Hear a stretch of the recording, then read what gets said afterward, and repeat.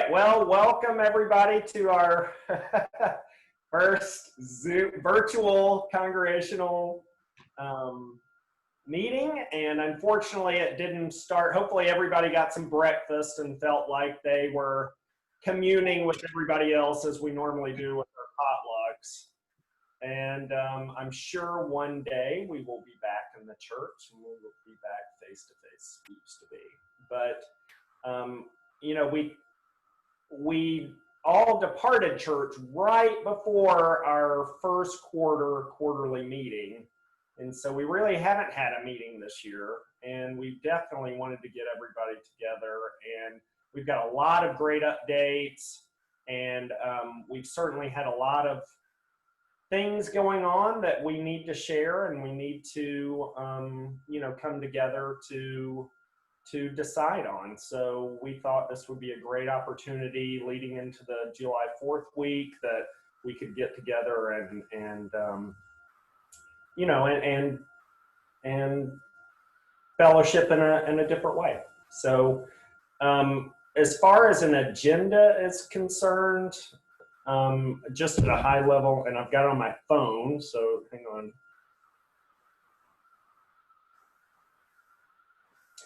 All right, so this is my agenda. People can feel free to add to if you feel really strongly that you need to share something. We would, of course, do a financial update, and that may be a combination of Keith and Nikki. And then we'd like to address that anti-racist statement or anti-racism statement. That's very important right now for us. Then maybe just talk about a Walker Center update, building repairs update, and you know, where we're at with maybe a return to church update. But then, you know, I hadn't really intended to discuss different committees, but if somebody from a committee has anything they particularly would like to share, then certainly we'd love to give you the opportunity to discuss that. So why not, in order for us to start, Cheryl, would you like to do a quick prayer?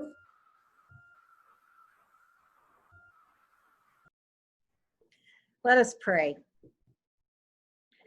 Gracious God, we give thanks for the many ways that we can gather, and we thank you that your Spirit cannot be constrained or controlled by a virus, by computer technology, by our frustrations, our fears, our own inadequacies. Guide us by the strength of your Spirit. Help us to learn to work together in new ways. Inflame our sense of vision and mission so that we might know ourselves more deeply as your church and each of us as one of your people. Amen. All right, so first up, so how do we want to do first? Cheryl, would you rather do that? Let's go to, let's do the anti-racism discussion while Lillian can be with us. All right, so do we want to give Lillian, all right, Lillian? Okay, send it back to me. Julia, can you put up the statement?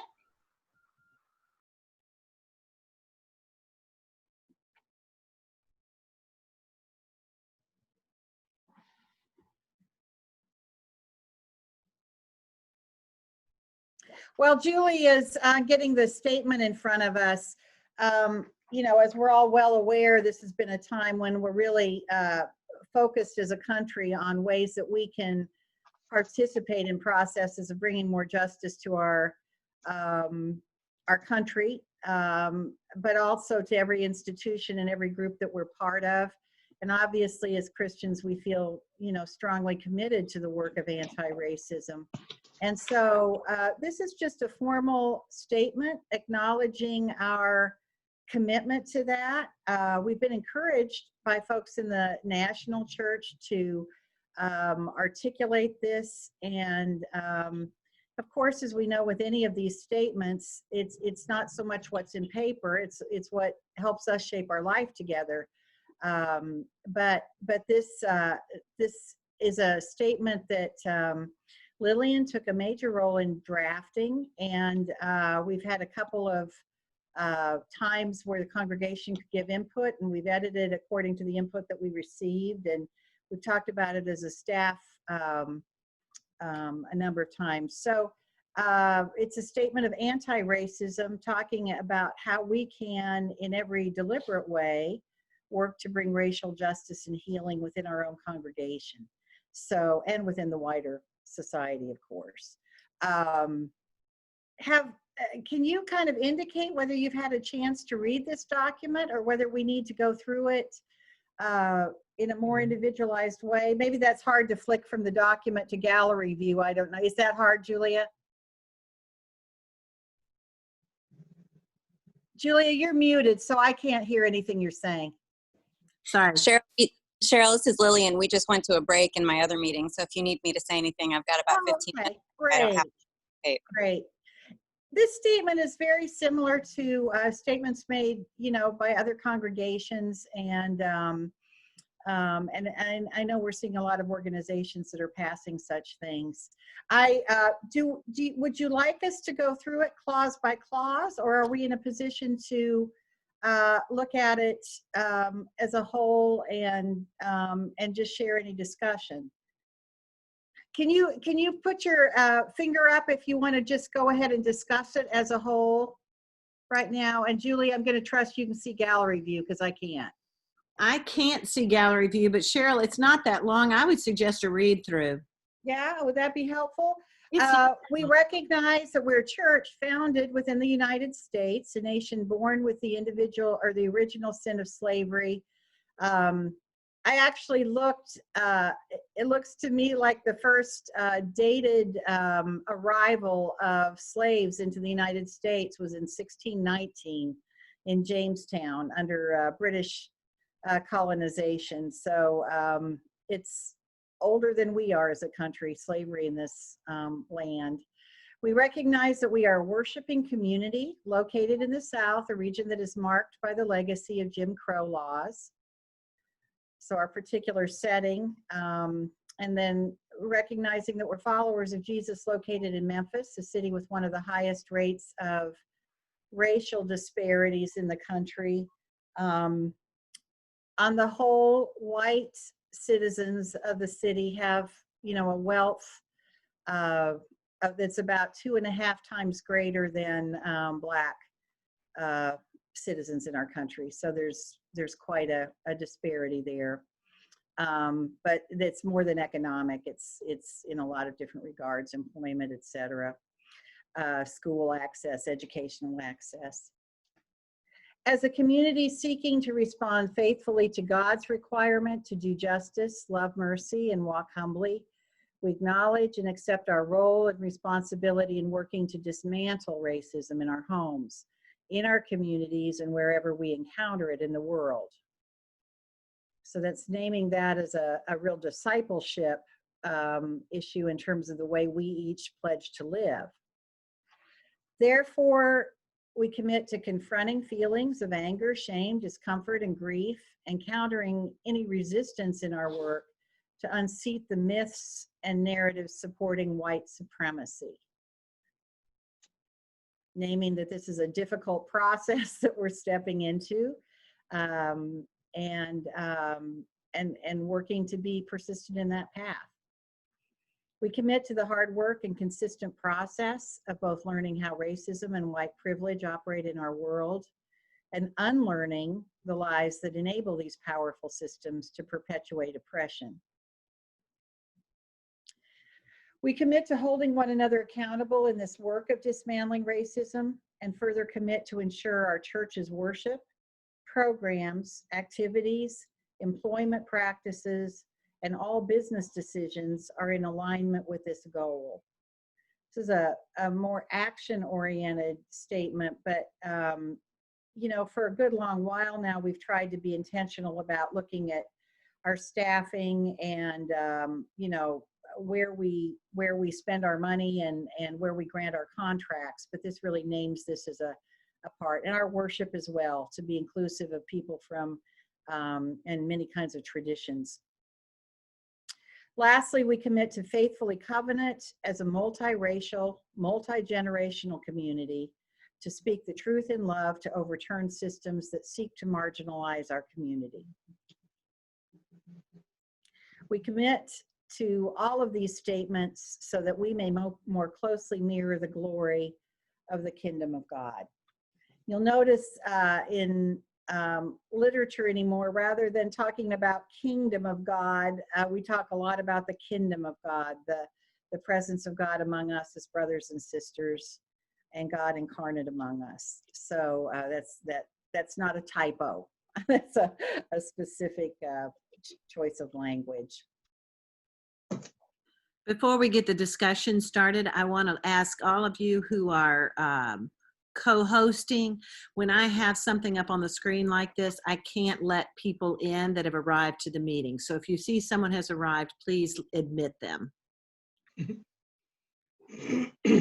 Okay, can you move us to gallery view, Julia? So we can have a discussion? Yeah.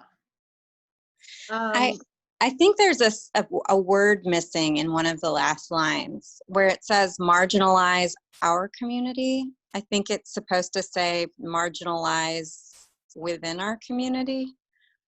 Okay. I think I may be off now. Within, yeah. Nominating committee. From day one, this team up and approached their responsibility to slate the teams that will take the. Okay. Any comments, thoughts? Yeah, I would like to jump in just first of all with the first line. I mean, I know this is a theological thing, but something about original sin is just hitting me the wrong way. And probably because theologically does anyway, as if it were inevitable. And I don't know that it's inevitable. So there's a part of me that just would rather say sin. I just think it conjures up some negative. I'm fine with that. I think we went with that language because we were going with the born language, and that's, you know, in theory we're born sinless, but original sin is something that's imparted that we have no active role in. But I'm fine if that reads better. Just my own thoughts. So Catherine, The other thing that was hitting me is like dismantle racism, you know, it goes immediately to homes, and I would just include in ourselves, each other, homes, etc. I mean, I think it's really, you know, to dismantle it in ourselves.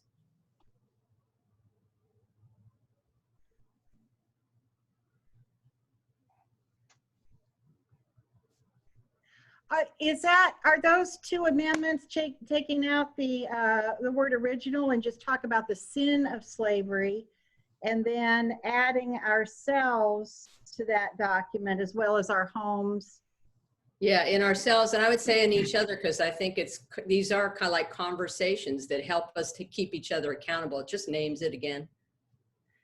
Can you name which paragraph that's in, Kathy? You know, I don't have the paragraph in front of me. I'm so sorry. Okay, that's one of the challenges of this. It's like, Cheryl, it's only a couple down where it says where we'll dismantle it in our homes, our communities. Gotcha. It's on the fourth paragraph down. Mm-hmm, mm-hmm. Okay.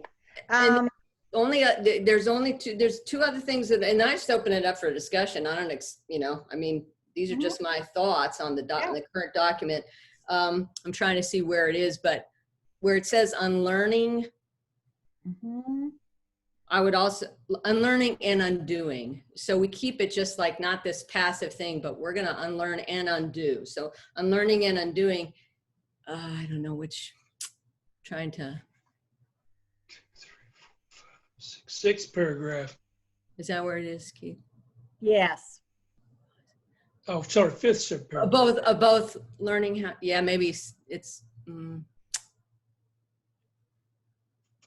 Or from the bottom. We commit to the hard work and consistent process of both learning how racism and white privilege operate in our world and unlearning the lies that enable these powerful systems to perpetuate oppression.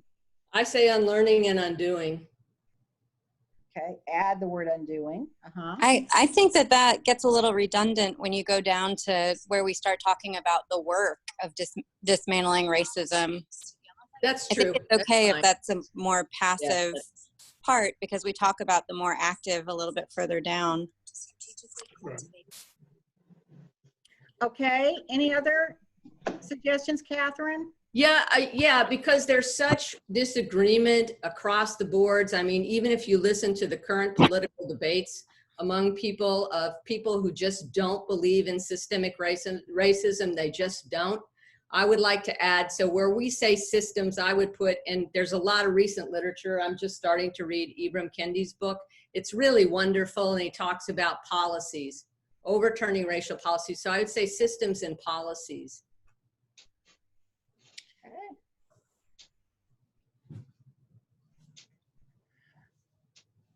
Anything else?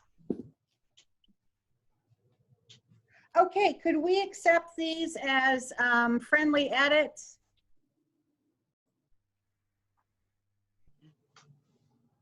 Changing original sin to sin, adding unlearning in that fourth paragraph, and then add systems and policies to the next to the final. You need a motion? Yeah, that'd be nice. Okay, I And motion. Julia, can you put us on gallery view so we can kind of see? I'll motion that, Cheryl. Okay, second? Second. All righty. All opposed, let me just say opposed to that edit, those edits.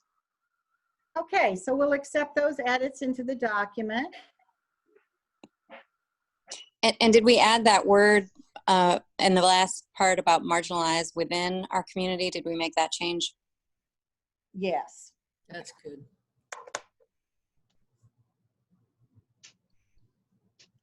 Any discussion? How do you feel about passing a statement like this? Or This is Laura. yeah. Hi, I'm sorry, I didn't know we weren't still discussing the document. I thought we were just talking about Catherine's.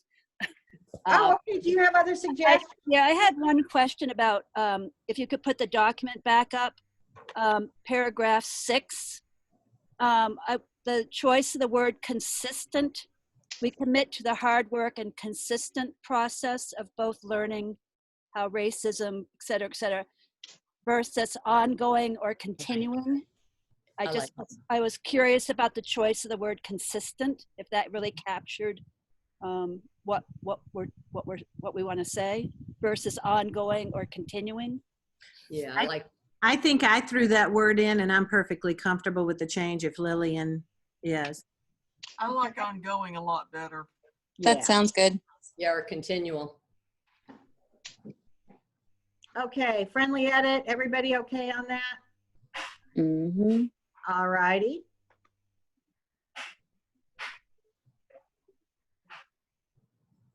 Any other changes to the wording in the document itself? No? Thoughts on what it means for us to pass this document, or not pass this document, or about having this as one of the guiding documents we operate from? I personally would like to see a rewrite that I could review and then vote on it, just to make sure everybody heard and sees exactly what everybody's proposing. I can't see who's speaking. That's Carol Edom, sorry. Oh, okay. Yes, the only Sorry. problem we have with that is the next time we would be doing one of these is September. But Well, I thought maybe we could review it at church tomorrow, where you're going to have 100-something people that could vote on it versus just the 33 that are online. The problem with that, Carol, if you want to get legalistic, which we often don't, but we can't have. I mean, I'm not trying to be a legal beagle here. It's just that typically you can't have a congregational meeting that hasn't been pre-announced and named. It might be, however, that we could take care of this and have it ready in about 10-15 minutes. These are very small edits. Yeah. Could we maybe sick you on that task, Julia? You can, if you will send me in a text so that I can look at 2 screens at once. If you'll send me the changes, or maybe Lily, and if whoever wrote them down, if you'll send me the changes, I can fix the text and then get it back to you later in the meeting. I did not. I did not write the Okay, change you know what down. I'd like to suggest? Catherine, I think you're in pretty close proximity to Ms. Hicks. Could you just, Send me the document, Julia, and I'll do it. I can do it. Send me the document, I'll do it. You work on this. Yeah. And then, Carol, that's a good idea. Then we can look at a finished copy of it probably in a few minutes and then return to it. Does that feel good?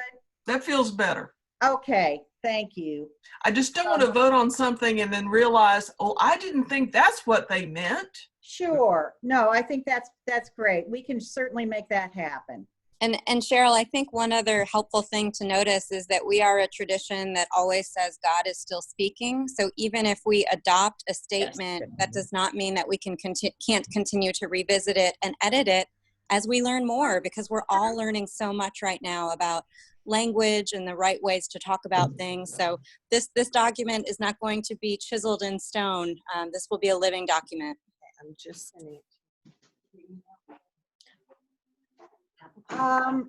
Other discussion? Anybody have any thoughts they want to share? Does this feel timely? Does this feel good? I'm getting some thumbs up. Yeah. We had one person, I just want to make sure I bring all the thoughts to the table. One person emailed me personally and shared that they were feeling like, because of the Supreme Court decision recent that named that you couldn't have job discrimination against gay and lesbian folks, the way that ruling was said that you need to be explicit in who you won't discriminate against, and they wondered if we should broaden the statement out. I think churches are kind of in their own planet when it comes to these things, and so I'm not sure Supreme Court documents like that really apply to us. So, but the only thought was maybe we should make this,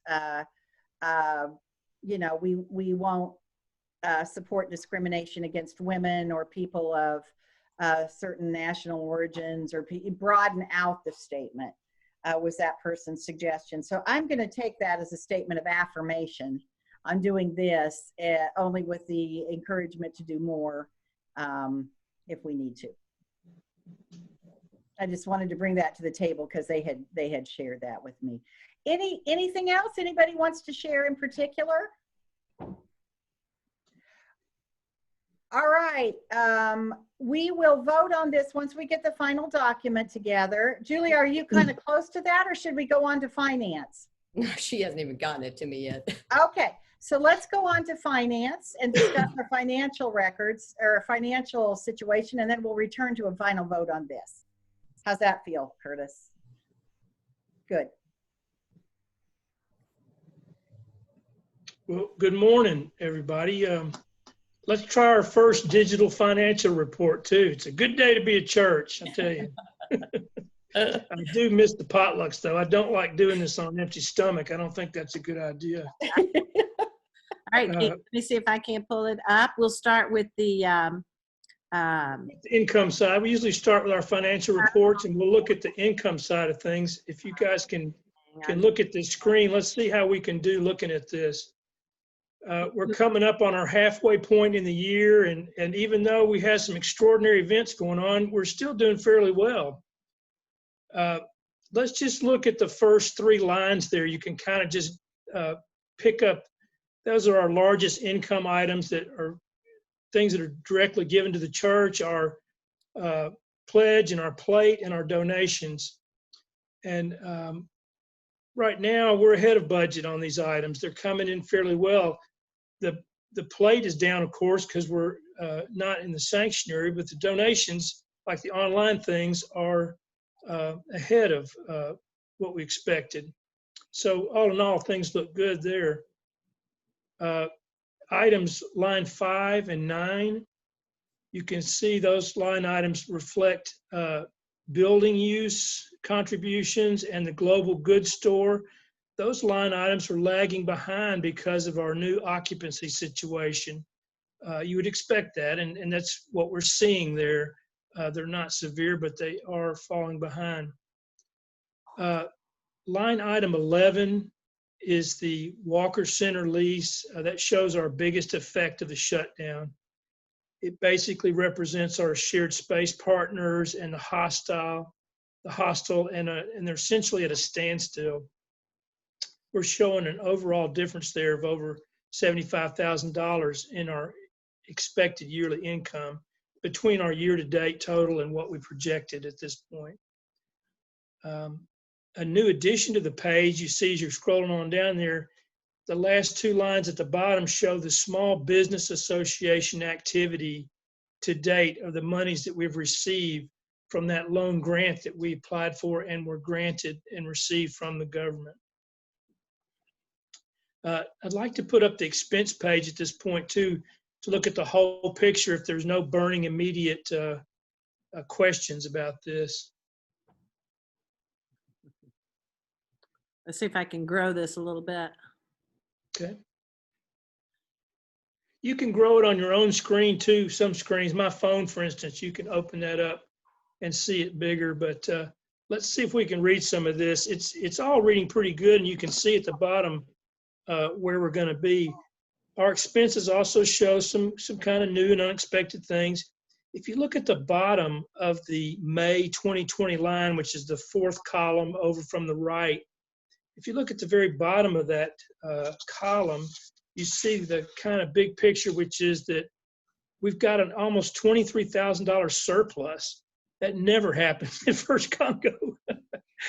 Our expenses are about half of what they would usually be, largely because if you look at the shaded area down there at the SBA loan, the 2020 area there, you can see that the loan grant is being spent on payroll, which is what line 16 is up above. That's why it looks so good.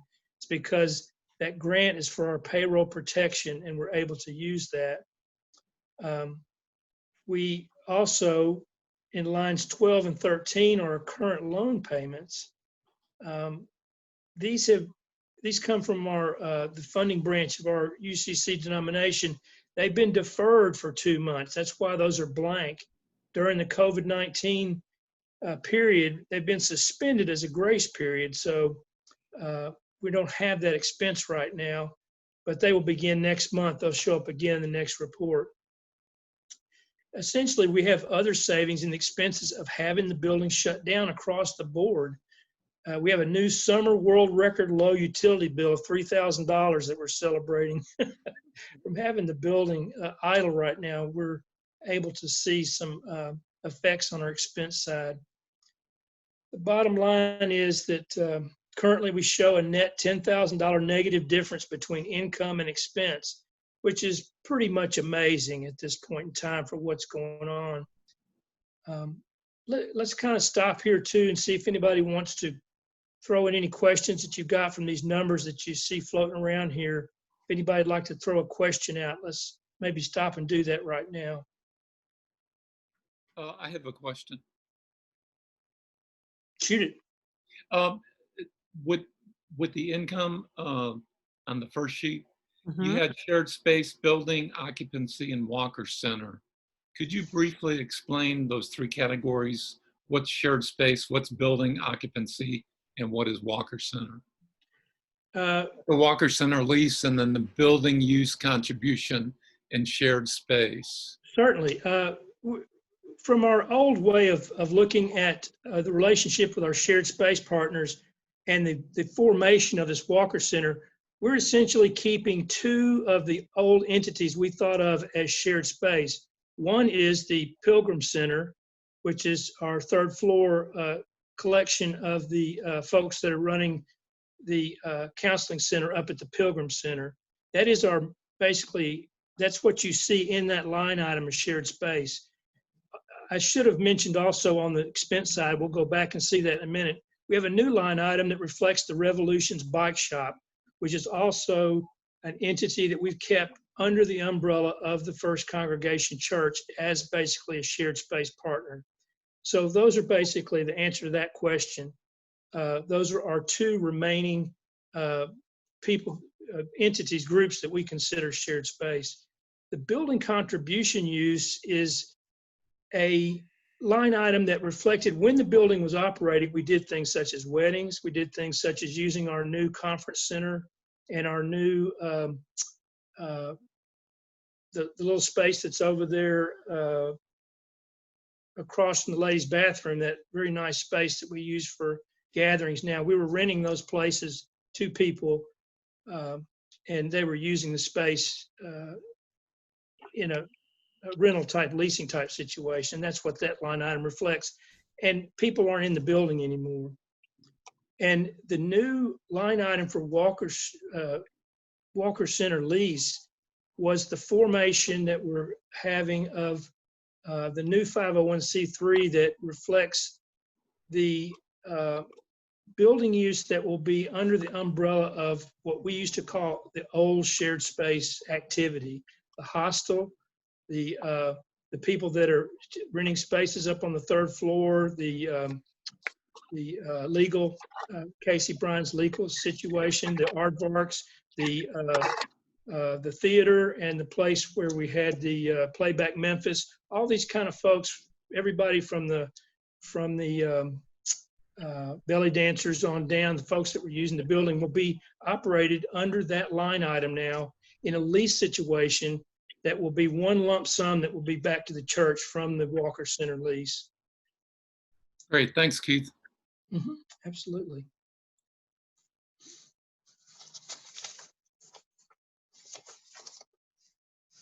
So let's go back to the expense, and let me show you that those additions at the line at the bottom of the expense page are new also. Hold on. We've got a new additional lines there. They're at the bottom half of the page, and they show various amounts of money that are in some accounts beside the operating account. We've got our Revolution Bike Shop shown there at the very bottom, its activities. They had a really good April and May for the bike shop. They're really to be commended. They've had a lot of success down there. And mostly overall at this stage, what you can say is that this government PPP loan that came, this grant loan that we're currently using, that will be running out this month, and we'll continue to see these difficult challenges in our income. Going forward, we're likely to start seeing some major impacts from these things that we're in. And we need to stay awake and we need aware and to keep a close eye on things. One big step moving forward will be providing the government with all the necessary paperwork for forgiveness of our PPP loan, to get it recognized as a grant, to basically get it forgiven. And we're just kicking off that part of things now. It takes a lot of special bookkeeping to keep track of that money so that we can report it back to them correctly, to take care of all of their needs and mandates that they have for us to get that forgiven. I want to give you a quick update on our loan activity. We're paying off our loan to re-roof the sanctuary. That doesn't happen every day either, and we should be really proud of our milestone as a community. We also went through our 5-year restructuring of our mortgage loan with only 1/3 of a percentage point increase in our interest, and we're able to lower our note by $1,000 a month, which will help us with our cash flow in the current challenges.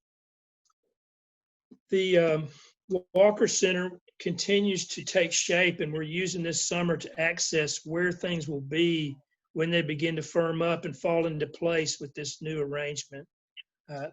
We're needing to see how things are developing, how the building use has been affected, and what the timelines are going to look like going forward to get that settled down. I really want to thank the folks that are supporting us in these unusual times. The Finance Committee, Amy Euler and David Winter and Mike Robertson, are all working, burning midnight oil to be taking care of all this. There's been a lot going on, and our officers and our treasurers are really doing a lot too.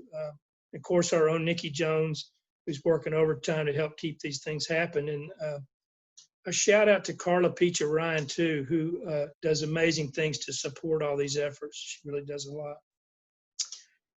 This is kind of a lot, and the reports are kind of hard to follow. I put my phone number in the chat part of this, and it would be easy, and I would be more than happy to tell you everything I know and to talk through anything you want to do. Please just use that phone number to call me, and we can use any kind of time or energies we need to do to get caught up on this, because it is a lot, and be more than happy to do that. Fire off some more of those good questions. Has anybody got anything that's catching them off guard? Hey, Keith. Yeah. Hey, I had a couple of questions about revolutions. Yes. On the, I can't remember which spreadsheet that was, but it was. On expense side, huh? Yeah, on the expense side for January, February, and March. What was driving those expenses? Well, you've got both of the, you still have, I think that, I'm not sure that the rent, I should really let Nikki answer that if she's there. She knows these line, you know. It was mostly the payroll. The problem, Janet, with this is that Revolutions is basically about a 16 line item, and we decided to go ahead and condense it into 2 line items, which makes it really hard to follow. Yeah, If you saw it expanded out, it would make a lot more sense of what that, because it's got a full page all its own. But we decided that it was better to go ahead and indicate that it was a part of our activity now on the financial side. And this is the first time we ever tried that. We should probably do a backup full financial sheet for anybody that's interested in what that activity is like. Deborah Langston was still on the payroll though, so we had a full-time executive director during those 3 months. Oh, right. Okay, Right. thank She you, didn't Cheryl. resign until March. So. Yeah, that makes sense. And then I just wanted to say that my eyeballs popped out when I saw the income for May. That is incredible. I know.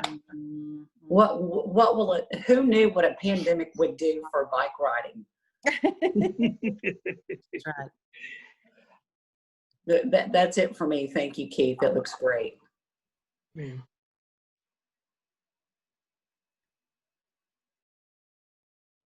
Hey, I'm okay with you guys letting me off light. This is good. I'm through.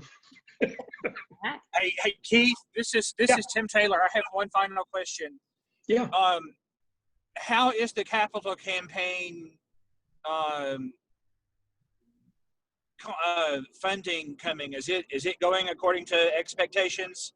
You know, it's nice that we've got this on the paper now to look at this, and you know, we've got a full projection of how our part, basically, I say our part, you know, there's a little bit of 2 different, you know, there's the Walker Center side of things, and then there's the first Congo side of capital campaign, which is basically what you're looking at. And we have a full projection over 5 years of how this money, how people said they were going to put the money in, how they wanted to contribute it.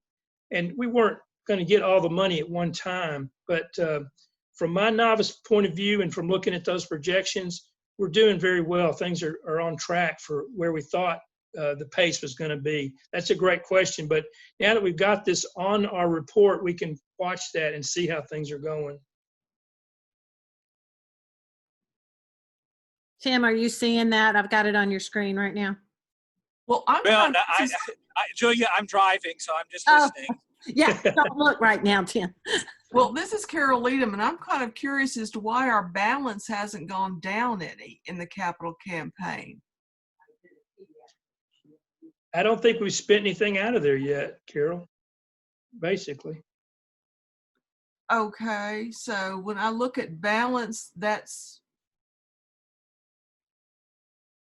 okay. Maybe I just don't understand how you report a capital campaign. My understanding is those are just monies that are being donated at that pace. They're coming in each month. Those are the people that are finalizing their contributions to the capital campaign. So those funds, this is Cheryl, those funds will be used for some of the sanctuary repairs that have already started. We're working on the electrical board now. Julia report a little more of that. But at this stage of the game, the money received from the community, the wider community, is being deposited in the community fund, right? So this represents only First Congregational gifts.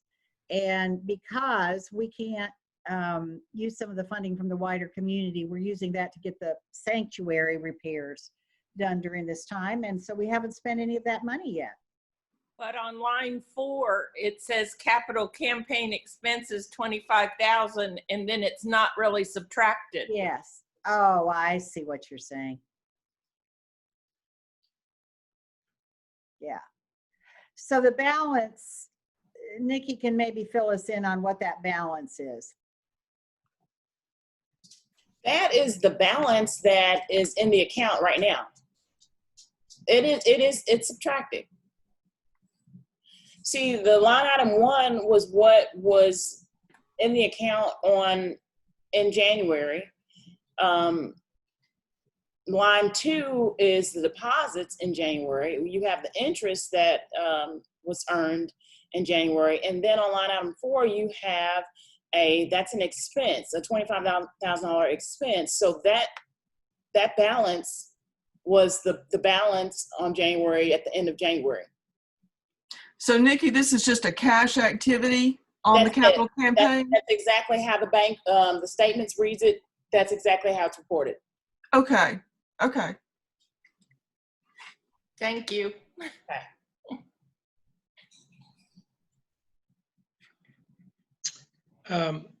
Any other questions that are popping up at this time? Again, feel free to use that phone number too. Some of this stuff is, I may have to get the answers for you. I mean, this is all a lot and it's new.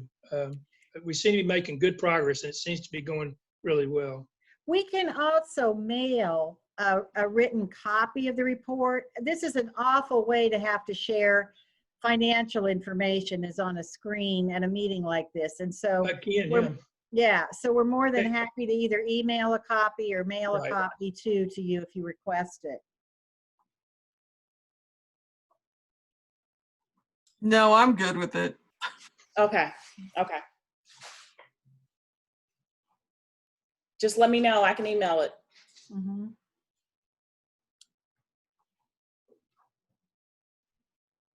All right. How about Walker Center update? Yeah, I'm happy to do that. The Walker Center has been really working to get organized over these last few months. And that means just some of the basic work. And we're very, very grateful. Carla Peacher Ryan has been just putting in tons of good work for us. We got the 501c3 application completed and mailed in. We're waiting to hear that, hear back from the federal government on that, but we've got that completed. Constitution and charter has been done. Officers have been elected. They were elected last December. We've been working on getting, we completed a grant to the Assisi Foundation. We've requested $1.5 million to be given over 3 years. So we'd get $500,000 a year over the next 3 years from them if we get that grant as requested. We've submitted that. We've had a meeting. We're waiting until August. We should hear like August 1st on that, but it seemed to go very well. Of course, the Walker Center has been struggling a little bit in terms of the finances, which you see recorded on our financial sheet, because with the closing of the hostel, that's a major source of income. And so that has been closed. And, of course, so we're kind of waiting to get revved up on that. There has been no staff hiring or any of that just until we get going again in a little more substantial way post-coronavirus. It's made sense for the board to kind of work on its own organization and some of those sorts of issues. So I would say things are going along fine, and we're just working together to kind of get things organized well. Julia and Carla are also on that board along with Pat Lawler, and I know Julia is on this call. I think Carla is as well. And you may have, I don't know if you have anything to add in particular. We've been working on getting we have a vision statement drafted that was actually written by Sonia Walker, which seemed to make sense since she's the namesake of the project. And we'll be working at our next meeting to get a mission statement, which is a very short kind of statement put together.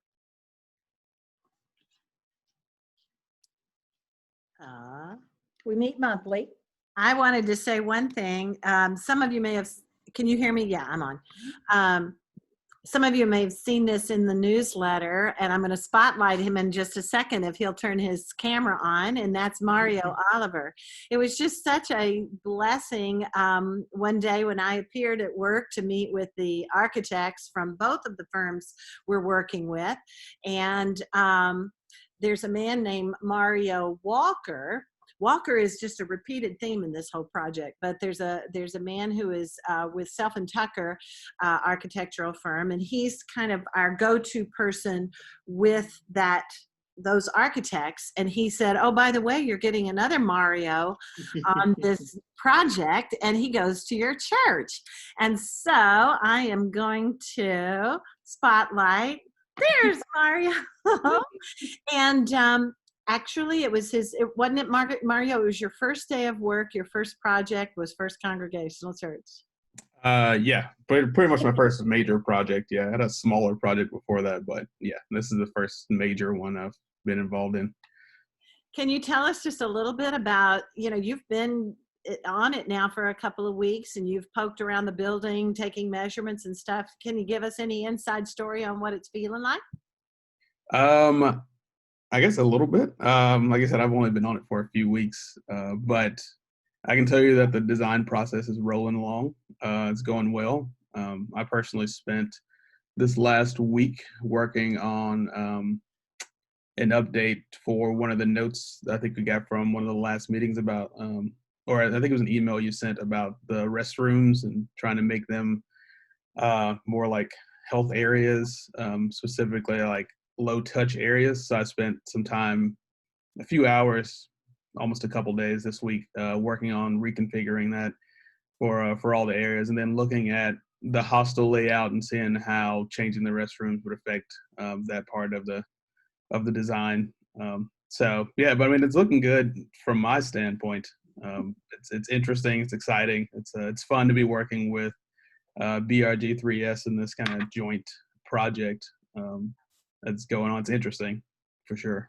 You're seeing areas of the church you've never seen before, right?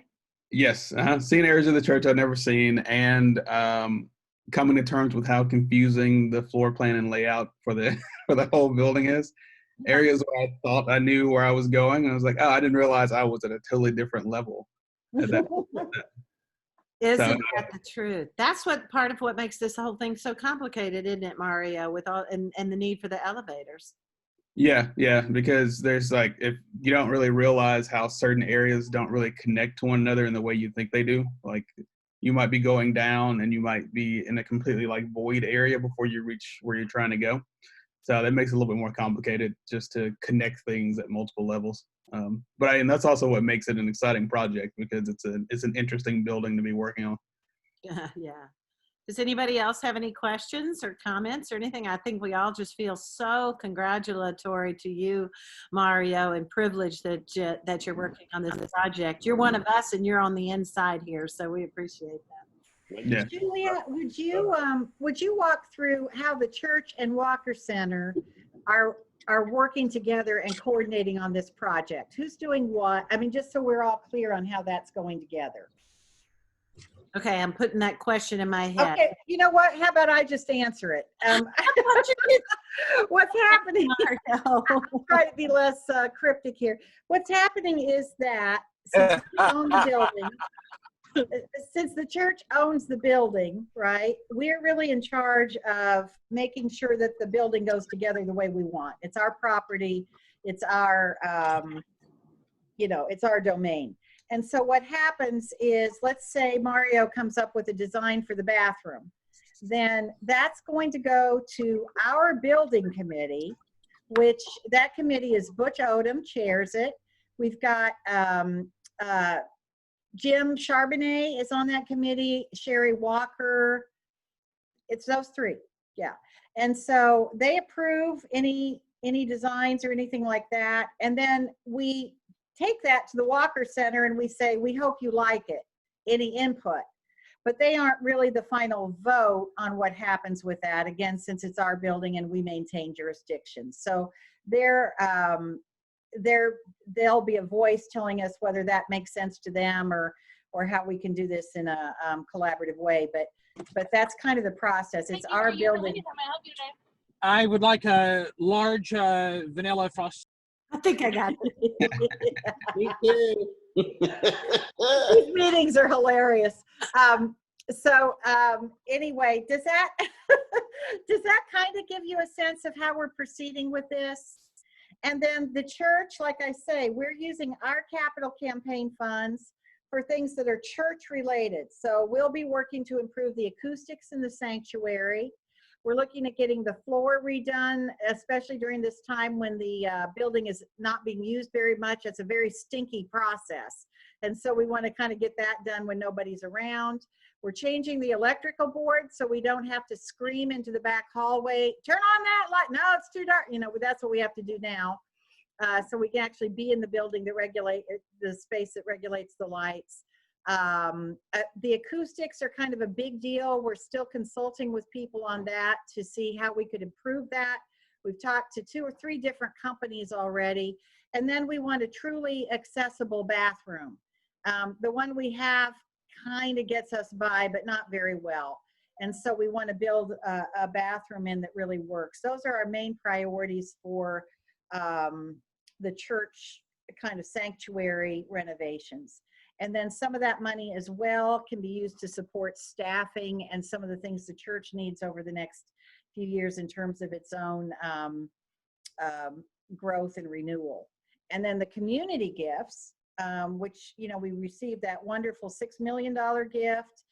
That's where the Assisi Foundation money would go if we get a gift from them. We've had gifts from different individuals in the community. And we've had a church member or 2 designate that they want their money going to that fund instead of the church fund, which is fine. And so all that is kept in a discrete fund over at the Community Foundation. And I had a question. Is anything going to be done to the windows in the sanctuary? That's why I was popping on, Joe, was just to add a couple of more things. Yes, we're getting bids, and Keith is helping us with this as well. We're getting bids on putting protectors on the outside of those sanctuary windows so that we don't have those rocks and stones coming through anymore. On the inside of those windows, right now, Hunter Dempster is already working on, you know, refinishing and the leaks and sealing and repainting and all that sort of stuff on the inside of the windows. And there's some places you'll even see on the walls and stuff like that. So he's taking care of some of that stuff. Mark Allen is putting, we've needed this for years, panic bars on the front doors of the sanctuary. This came up when when a group that was working with Frank Armstrong on security for the church, which of course this is giving us a big break from that conversation about how does a church become more secure in case of an intrusion during worship. And so one of those things that we want to do is put panic bars on the front doors so that the doors can essentially be locked but from the outside, but can be easily gotten through in an emergency. So those are a couple of more things that are happening. Yeah, Joe. So I've got a question, Julia. So the projects that we're working on getting bids for the sanctuary, are those projects that we're trying to get done before we come back to church, or is it? Thank you for that. Yes, that would be ideal. I mean, obviously we don't know when we're going to be coming back. I think Cheryl's going to speak to that in a minute, but if we could get this stuff just done, we're not in there. And it's such a perfect and wonderful time like right now, but when Hunter's working on those windows, he can just keep the genie lift in the sanctuary and he doesn't have to move it back and forth. And it really is an efficient time to be doing these things. We're moving along as fast as we can. given that we figure we probably at least have a couple more months. And yes, it would be great if when we go, we're not going to use that word, when we go back to our sanctuary, we really are coming into a place that's fresh and water free and with a new restroom and all these things in place. We're going to try to do that, Nikki.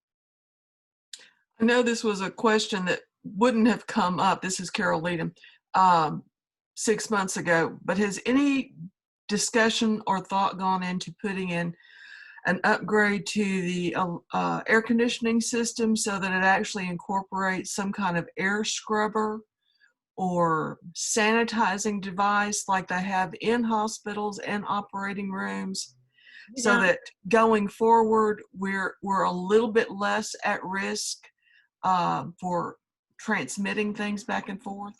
Carol, that's an amazingly excellent and apropos question. Our air conditioning and heating system as it is in the sanctuary right now, I think is not a bad start in the sense that it flows from the ceiling almost straight down into returns on the floor, which means it's not running across people. And so that air that you are breathing and are breathing out should go into the floor. I mean, obviously there's some crossover, but it's not a bad system in that design. Now, I hadn't even told Cheryl and them this, but the facilities committee, but our heat and air folks have sent me a design, and Mario, you may know something about some of this, but there's it's some kind of a light. It's some kind of an ultraviolet light or something that they can put on your system in the boiler room that is supposed to kill 99% of all these viral bugs and all this kind of stuff. And so I don't think it's totally inexpensive, but we really haven't gotten into that yet. But I was going to bring that up as something that might be really quite the thing to do. Well, I've been in buildings where the doctors owned the whole building and they were doing outpatient surgery. Yeah. And the effect when you walked in, it was like suddenly you were on a mountaintop. And I know they had a self-contained system that was treating the air, because you just don't have that kind of a sudden change in Memphis. But you go through that second door and suddenly it's like, oh, I'm in a Colorado mountaintop or something. So I just thought I'd ask, because going forward, if the airflow in the sanctuary is 90% outsourced from outside air, I'm good with that because it's so high up. But if the offices or the other common areas need to be addressed with something that would scrub the air, I'm all for it, even though I know it'll be horribly expensive. Thank you. I appreciate that new term. I hadn't heard scrub the air. So now I've got myself a new term I can be using to ask about that. No, that's going to be key. May not be the correct term. It's just the way we talked about it when we were dealing with lung patients and transplants. So, because they would often get a portable one for their bedroom, or that would cover wherever their bed was. That's great, Carol. Hey, Julia or Cheryl, this is Scott Rowland. I'm not in the same place with staff right now, but listening in. And I have a question. I'm not clear on something. Maybe I should be, since who I live with, but I'm trying to figure out when you talked about the capital campaign funds and what buckets go where and where the money is being attributed. Can you explain just a little bit more about what portion of the money is going towards the renovations for the food justice ministry, because that's not part of the Walker Center. So how does that divide up? Right. Right now, with the way the architects have designed the budget and the way we've submitted and are kind of dealing with budget, we have 5 different projects, right? And I hope I can name them all right now, but the food justice part is one. The kitchen renovation in the basement and the kind of redoing the storage and all that is one project. Redoing the hostel residential area is a second project. The whole shared space area down in the burned out hub area. That's another project. The outside area, the fourth area is that outside area and the entrance. And I'm trying to think, I think project number 5 is the elevators themselves, getting the accessibility done. So those are the 5 projects that are under the capital campaign. Those are under the funding of the community foundation right now. That's the budget for those projects. We're submitting those budgets for the grants and that sort of thing. So right now that's funded through the community foundation. So is Money the large donation of the $6.5 million is that money that is going to still be able to be used both for the church items and the Walker Center items, or is it only designated for the Walker Center items? That's only Walker Center. But you need to understand that the kitchen, the dining room, and the storage are being budgeted under the Walker Center. Oh, okay. That's different than what I thought. Okay. Right. Yeah, because that'll be open to other groups to use as well, and the dining area and all that. So that's all considered part of the Walker Center. Okay, and as a follow-up, did I miss it? You guys may have already said it. I've been kind of in and out of the room a little bit. Is there an update on the timing as far as when the architects are going to be done? Are we still working actively with the architects to figure out what the timeline is? Julie, you want to? Yeah. I'm actually really very thrilled at the timeline because I didn't know if this was just going to kind of put all of this on hold, because you've got architects like Mario are having to come out, wear their masks, and do all their work, and we've had a site survey and all that. So Scott, I think we're really right on. We never did believe that actual construction could begin before the new year anyway. There's all these drawings, and then there's going to be the bid process, and there's going to be the code processes and all these things. And we're not, Mario, I can see you on my screen. Wouldn't you nod that we're pretty much on target? Yeah. The design process itself will take a little bit of time because of the complexity of the project. And like you said, there'll be the bidding process, there'll be permits that have to be pulled, which will take time.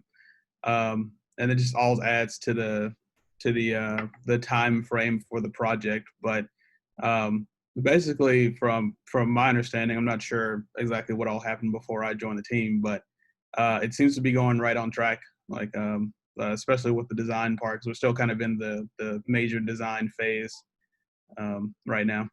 And your company is actually on that project, right, Mario? That's Self Tucker that's doing the dining hall and the kitchen. I don't know if we're doing the kitchen specifically. Yeah, but you're doing that area. I think so. Yeah, we're doing that area. And I know we're doing some work in the hostel, and those are the only parts I've been involved in right now. So there's different members of the team who are doing different sections of the building in our firm, and then also in BRG3S. So yeah, we have our hand in part of the project, and so does BRG3S. So, yeah. So the general timeline is we're working on what they call the schematic design, which is more detailed than the concept designs that we saw, but not the final architectural drawings. So they'll put together these schematic designs for our approval. We hope to have those done kind of mid-July, end of July. And we can look at those, and then they'll move into doing the formal architectural designs. Yeah. Okay, and so once that's done, then we move into construction. And, you know, part of the question with construction, and we'll have to talk about this as we move through this process, do we want to try to do this in phases? Are we able to do this all in one big thing? You know, how do we do this? Because some of our money is going to be collected over both 3 and 5 years. And so, you know, we could borrow money and then pay back, or we could do this and see, based on what the architects tell us, what the least expensive way to pull this together or how we could phase it if we wanted to do it that way. So those will be questions really for the fall, I think, once we get into the design a little bit more. It will also hear, I hope, from Assisi in August, and so that'll give us a sense of about another $1.5 million for this project. Okay, one final specific question, then I'll let everybody get back to what they're doing. Were they able to figure out a way to relocate the men's bathroom down there and next to the kitchen? You know, is that something that was still on the table to try to get rid of that bathroom and put the freezer in there? Yeah, it's still, we're still planning on having the men's bathroom moved, probably across from where the women's bathroom exists now, and extend the kitchen area. I mean, the plans haven't changed from the last thing you saw. Well, that wasn't in the plan when we had the big demonstration. It wasn't part of the concept design, Right. but yeah, right. Okay, all right, I'll be quiet now.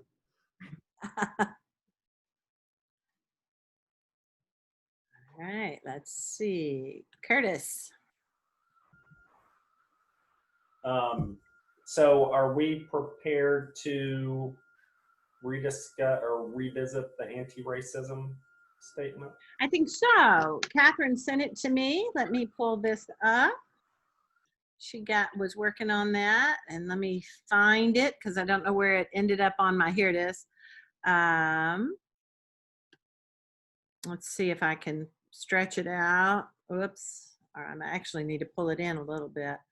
Here we go. I think that shows it all. Can y'all see it? Mm-hmm. Yep. You want somebody to read it? Somebody read it. First Congregational Church of Memphis recognizes that we are church founded and situated within the United States, a nation born with the sin of slavery.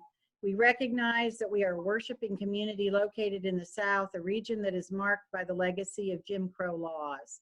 We recognize that we are followers of Jesus located in Memphis, Tennessee, a city with one of the highest rates of racial disparity in the country.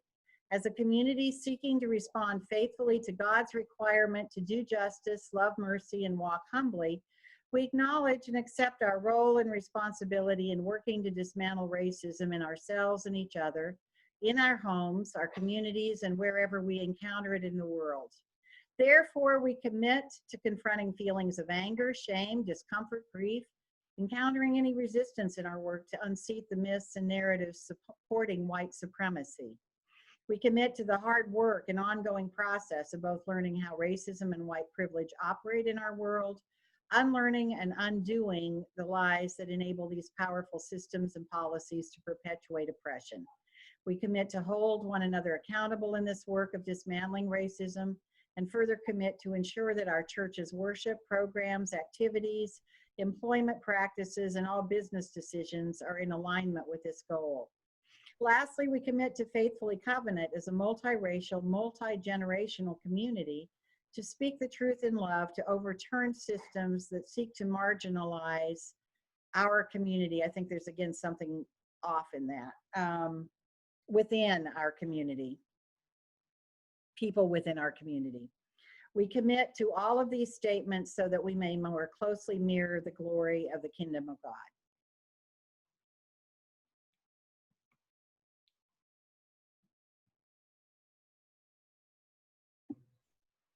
Okay.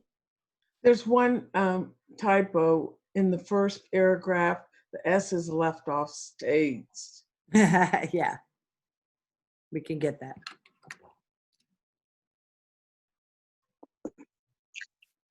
With the third paragraph, should there be a comma after Jesus?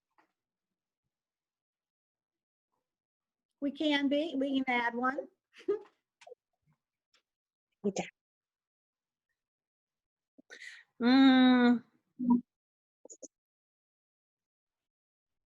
Let's look at that from an Cheryl, English.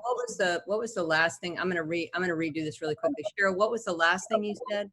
The correction. The next to the last paragraph, Catherine. Lastly, we commit to faithfully covenant as a multiracial, multi-generational community to speak the truth in love, to overturn systems that seek to marginalize People, you said people within people within our community.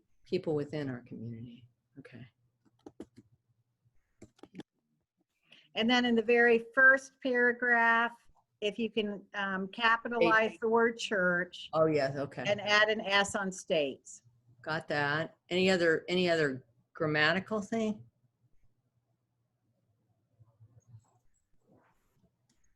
And we can kind of deal with typos and grammar as we move forward. If the congregation adopts this statement, we don't want to get too waylaid on that. Okay. Are we ready to vote? I'll let Curtis call for it. Yes, we're all right. So is anybody, any final comments or questions before we put it to a vote? Can we- I have one question. This is Sonia. What did we agree to put? I can't find that piece that Catherine had suggested about within ourselves and our families. I forgot. It's yes, Sonia. It's let's see. It's up there under paragraph. I keep scanning, but I'm not. It's the 1, 2, 3, 4th paragraph. Yep. Dismantle racism in ourselves and each other, in our homes, our communities, and wherever we encounter them. Okay. There. Or we could just put comma each other. I mean, you know, again, you can play with the grammar. See, I'm looking at a copy that says in our homes. Yes. And we just changed this, so it should be up on the screen, is it? Well, that's not what's on the screen. That's why I couldn't find it. It's not? Yes, should it be. is. Yeah, for me, it's up on the screen. So. As a community, here, let me just read it. As a community seeking to respond faithfully to God's requirement to do justice, love mercy, and walk humbly, we acknowledge and accept our role and responsibility in working to dismantle racism in ourselves and each other, comma, in our homes, our communities, and whatever we encounter, and wherever we encounter it in the world. Okay, I got it. Thank you. Yeah. All right, anybody else before we take it to a vote? So should we, Cheryl, I like the way you did that. All opposed. It's maybe a little bit easier than hearing it. I have just one, I couldn't get myself unmuted quickly. I have just one wonderment about whether we could use the language embrace rather than accept. Does that make a difference to anyone else, or is that just me? Where, Barb? Where are you thinking? Where it says we accept our responsibility. That 4th paragraph again. Yeah, I don't know. It may not be significant, but it has a different feel to it to me. So, can we accept that as a friendly amendment? Embrace our role. I like embrace. I like embrace. Okay. Anybody again opposed to that? Embrace it will be. Thank you. All right, so if we're voting, then anybody really have an opposition to this statement?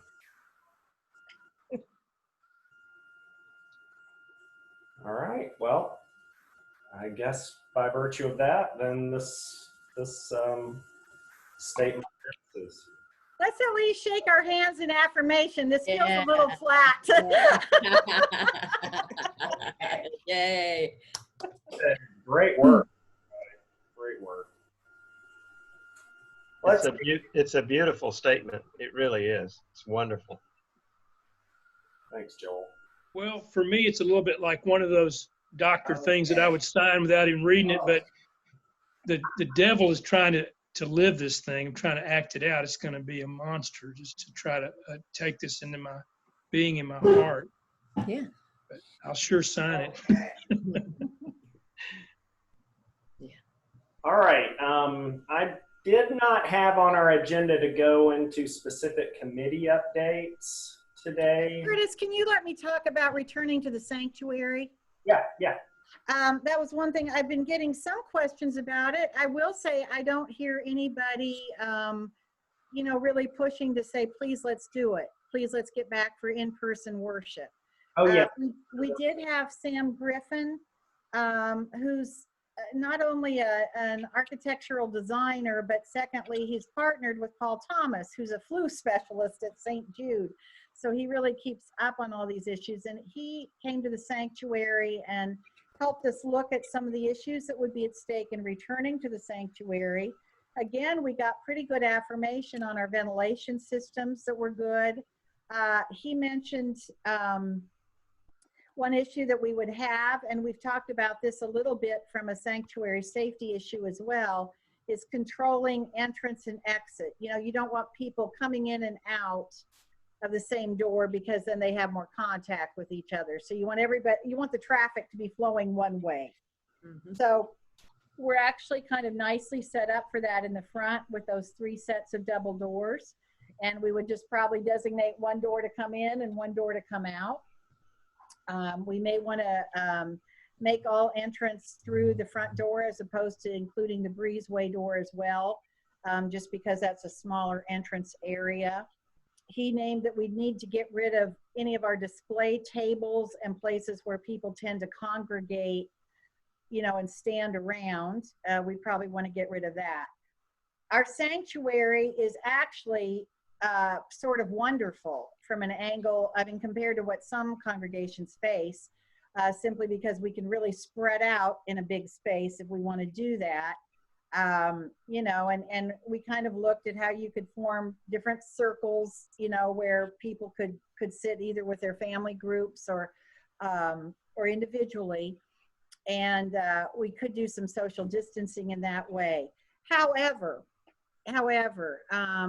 as you may have heard or have seen on, charts and whatever, church gatherings are considered one of the most risky sorts of social gatherings, mainly because what we do in church is so intimate. We hug each other, we talk, and we sing. I was kind of joking with Joel, but part of what you do when you preach is you enunciate, which means you're kind of spitting. And the same goes forth with singers.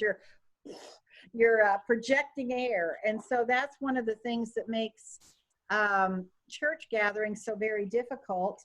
I found myself questioning, and then we want to share food. A lot of the things that we enjoy doing together in a sanctuary on Sunday are pretty hard to do this way. The general advisement of our conference minister is to hold off on any gatherings over 100 people or so until we have a vaccine. One church in Atlanta that was kind of hailed by the national staff as an example that we might want to follow is to say, well, we don't know if there's ever going to be a vaccine. I mean, we hope there is, but another way that we might want to gauge things is when the number of coronavirus infections in our particular city goes down consistently for 30 days, a 30-day steady decrease. What I'm hearing informally is most churches are thinking, Christmas might be an early date for getting back together. It really might be that long. So, I wish I had better news on that. Part of it is I have the sense that if we get together and we can't have the choir and communion feels kind of awkward and distant and we can't really hug each other except to wave from afar, in a funny way, the online worship may feel more intimate because we can at least see each other in these, little fingerprint pictures. And, right now the sanctuary is a pretty dead place. I mean, I go down there and like Lillian was down there last week, you preach into a computer and, that's kind of it, because the music and, the greeting with the ushers and having the kids all gathered for children's sermon and Cafe Conga or the coffee hour before, that's part of the whole ethos of the thing, and it's next to impossible for us to do that right now. So we definitely will not be opening in July. So I mean, we can certainly call it for this next month. Shelby County is experiencing quite an increase in infections. So I think we kind of keep looking at it as a month by month sort of thing, and see where we go from there. Are there any questions or comments about that? Personally, last year when I had, this is Carol Leadham, when I had my surgery, I would have loved to have had a Zoom that I could go to and watch the service. Yeah. And going so many weeks without being able to go to church, it was very disheartening. So I'm hoping we will continue this format even when we are meeting again. For those that cannot get in because of health or whatever, maybe they're just feeling they need to quarantine or they're feeling addiction. But I'm really hoping this is continued even after vaccines and everything else comes back. This is Francine. Can you all hear me? Yes. Hey, I'm with you, Carol. I'm having to take care of my mother almost 100%. If it hadn't been for Zoom, I would not be at church. Thank you. Thank you so much. And I think there's no reason not to continue it. I mean, now that we've made the jump and we're doing it, there's no reason not to continue that. Once we go back to person worship, it'll The be other both. thing we may have to consider is how are we going to handle the offering, since the basket wouldn't be something to pass around. Yeah, and there's a lot of models for how you can do this. You know, people leave their offering as they come in or as they go out, or I mean, there will be ways to adjust to this, certainly. But I know right now having much presence of music or much personal contact in the service is not really possible. So. And just as an example, this is Terry, by the way. I was speaking with my parents this morning. They live in the Jonesboro area. They have 2 churches that have been meeting in their area, and those 2 churches have contributed to the spread of the virus in their community. So I think we're doing a very good thing here by not meeting. We really need to give staff a 5-star salute and all the volunteers that have been working with her and Bryant, because one of the things that we really are trying to keep going is this food ministry, because people are so dependent on it, and especially now. And so they've really gone through convolutions to figure out how to do this in a safe and effective way. You know, to my knowledge, I'm so delighted to see Angela Richards is with us. She's had COVID-19, is struggling with it now and doing well, I think. And her husband, Andre, and then Cindy Tupas, who was a volunteer with the Food Justice Program, was asymptomatic, but she was diagnosed as having it. And so we closed down the program for a couple weeks just to make sure we could reopen safely, and we're trying to be very, very careful about that. But Steph has really, really overseen a complicated program and expansion and change in organization. So 3 cheers to her. Yes, we're very grateful for that. Any other comments? I mean, don't hesitate to give me your input as we move through this process, because you know, it is a little hard to figure out, but I am prone to err on the cautious side, again, just because also we have children involved in the congregation. It's sometimes hard to impart these rules to a big group, and we certainly don't want anybody feeling like they got sick because of church. So we want to be real careful with it, but I'm guessing it's going to be longer than, and our staff is really trying to adjust accordingly in terms of programming and all that, sort of thinking more long-term. How do we keep connecting and keep moving through, even if this takes another 3-4 months? Yeah. All right. Sonia, you wanted to say something? Well, I'd like to piggyback on what Pastor Cheryl said about doing programming. She led with church chats, and we have a kind of regular group that shows up on Tuesday, And then again on Thursday when I have a group called Spirit Lifting. And excuse me, I haven't been arguing with anybody this morning, didn't get it all that cleared away. But I wanted to share that as we keep trying to keep our eye on what's current and what the needs are of those who gather, it was to really help people stay connected and calm our anxieties and maintain connections.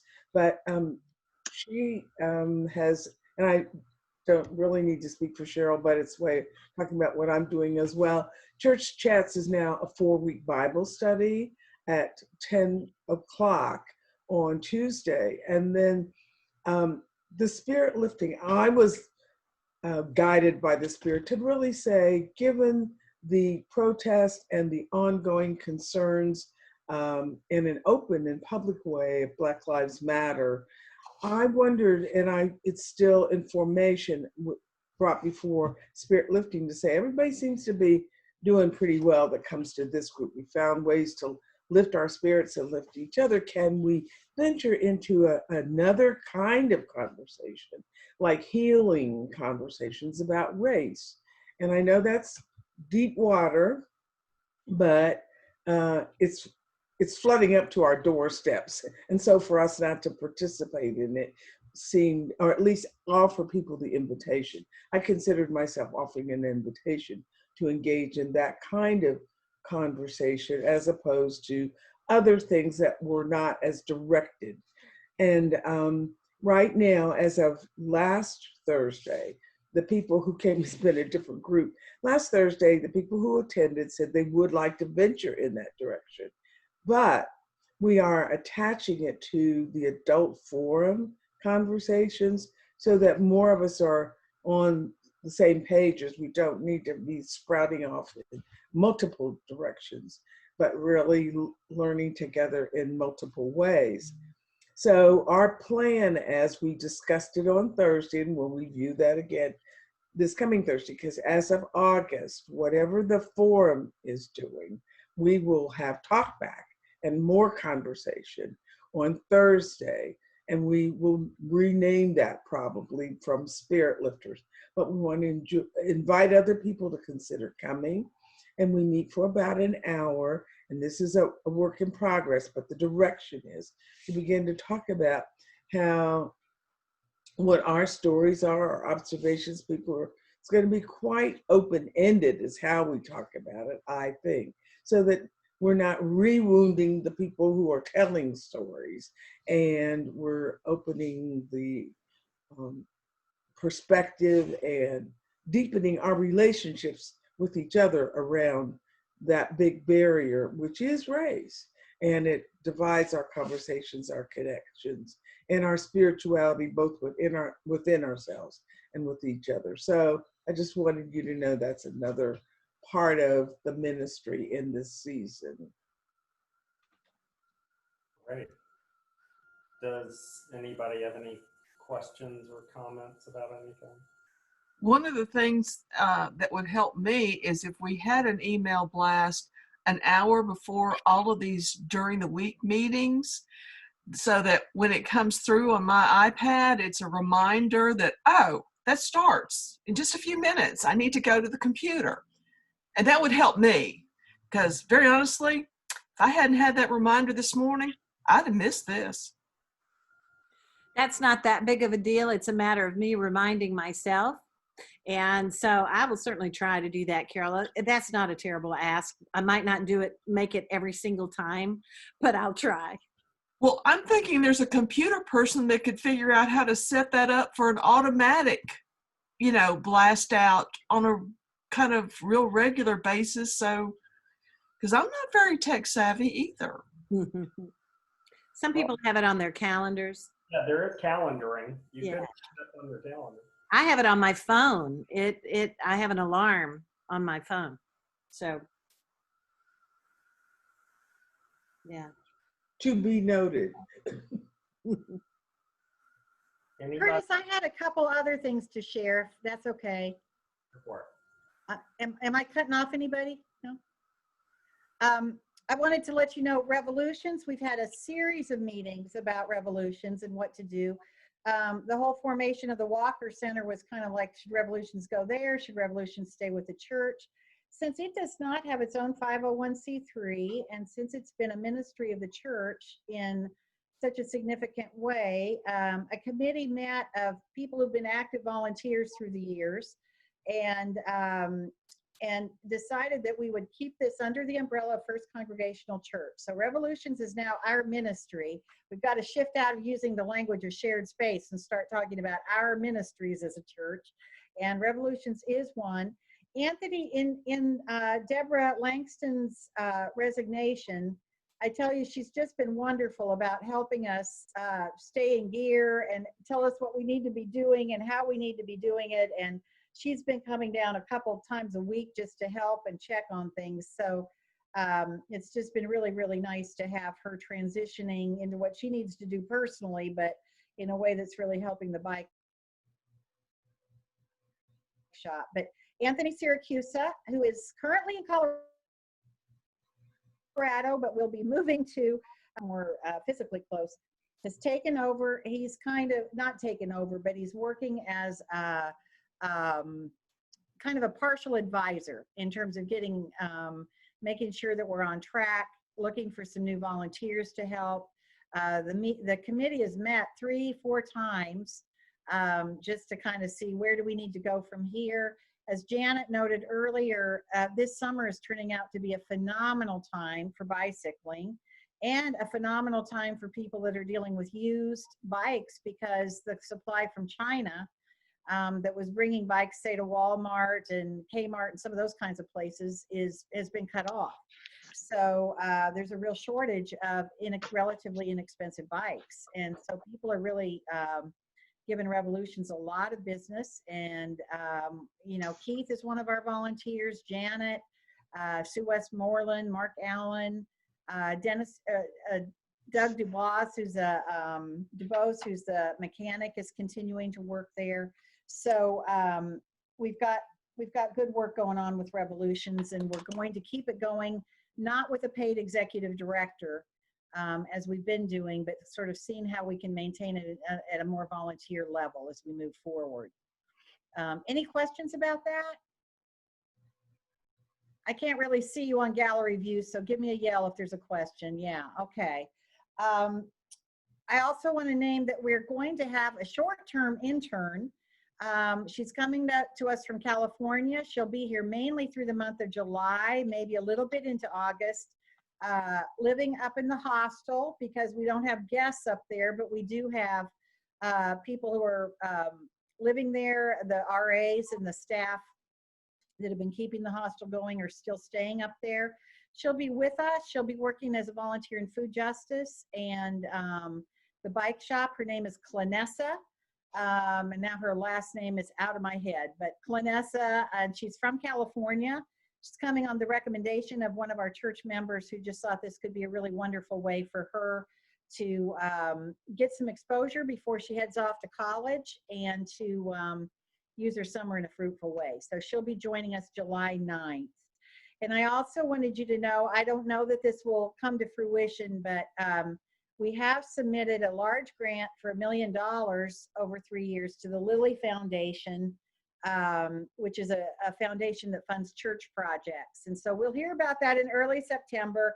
I'm optimistic, but I'm trying to be realistic because, you know, they get about 300 to 400 applications for about 50 grants. So it's very competitive, but this would be for us as we move into this transition with Walker Center to learn how to integrate and work with the Walker Center not-for-profit organizations along with developing our own ministries as a separate entity. This whole thing about forming a separate 501c3 out of what have been our projects is really at the heart of this, and then how we re-examine and build ministry from that. And so if we were to get that, that would partially fund staff and would be quite a wonderful thing. So we'll just see what happens. That's it. Anybody have anything else? I have something from the Usher Committee. Okay, go. Just Terry and I. You muted. Wait. I did the wrong thing. Hang on, Frank. Okay, can you hear me now? Yeah. Saying that Terry and I have been busy during this COVID time and made 7 new stalls, and some of them for our children to have their size. So we're excited. Of course, I didn't do a good job at sewing. Terry had to take that over. But I helped. That's it. I can't wait to get back and see everyone. Ditto to that, Frank. Ditto.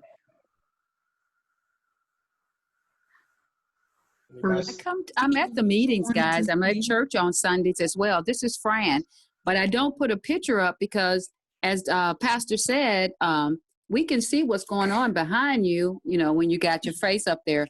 And my mom and I, she's moves around and we're talking and everything. So I try to keep incognito so that you guys won't see what's going on in the household. But I'm usually here on all the meetings. And I, again, thank you again for Zooming, because church has been wonderful online. Thank you. And before we go, Anitra wanted to say hello to everybody. Let's see, where are y'all? Let me see if I can pull you up. My picture's not there. Oh, okay. You know, it's early morning. I'm not ready early in the morning. I can eat you. But she said hello. Catherine says hello, Kenitra. I'd like to end with a real happy note. I just during this meeting got a nice text from Chuck Allen. Maybe some of you know Tony Mitchell went into the hospital with heart issues in mid-February, and he has not been out since, and there have been a lot of complications. And today he was able to walk and talk with Chuck on the phone and walk the hallways with a walker. This is the first time he's been able to walk out of bed since then. So this is a remarkable thing. He's just doing a lot better. So just wanted y'all to know about that, because he's had some long-term ongoing health issues during this whole coronavirus thing. Chuck said he doesn't even know if Tony's really aware of how the world has changed while he's been in the hospital, so sick. So anyway, that's really good news. Could I make a real quick request while I have a captive audience here?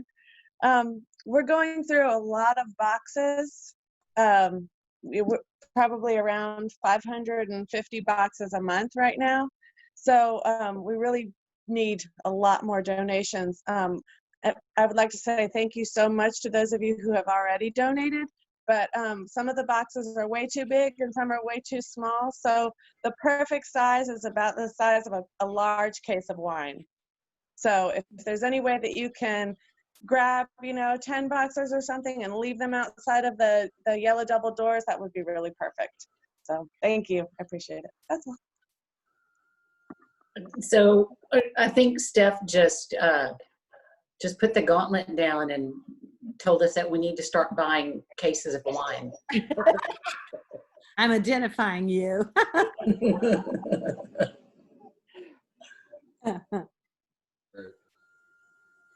Anybody else? Steve, did you want to say something? It seemed like Yeah, I did want to say something. 2 things is that I did want to acknowledge the wonderful work they're doing each. They have done a phenomenal job of adapting to an online format and really structuring their messages, worship service, and have come to it with a renewed sense of energy. So that is definitely a plus to everything that's going on. And the second thing is to piggyback off of what Pastor Sonia was saying before about the discussions. For those of you who were involved in the Pathfinder Forum last Thursday, Joel and Lillian did a phenomenal job of introducing and naming a lot of what we are going through. Those discussions will continue after our series that we are in right now. So in July, we'll continue those discussions. But beyond that, we have 2 books lined up that we are going to go over that will continue to hit on the same theme. One is called Between the World and Me by Ta-Nehisi Coates, and then after that, White Fragility by Robin DiAngelo. And I mention those because both of those books are in high demand. So you may want to order them now to have by the time we start our series on those books. I know Julia has put those in the newsletter, and I'm continuing to put that information out to the adult forum directly. But know that those discussions will continue during the forum as well on Sunday mornings.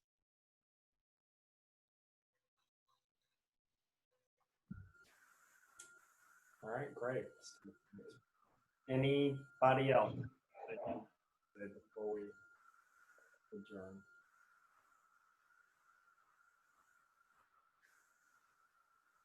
All right, now point of order, I can't remember. Do I have to do a motion to adjourn, or how does that work? How do we leave this? Push a button. Do I just say we're done, y'all? Why didn't you ask for opposition to adjourning? Yeah, does anybody have any reason to not adjourn?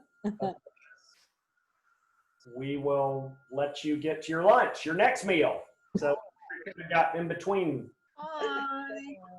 Great seeing everybody. We'll talk to everybody or see everybody tomorrow during worship, and great meeting. We had a great. Thank you, Curtis. Thank you. Thanks, Curtis. See you guys.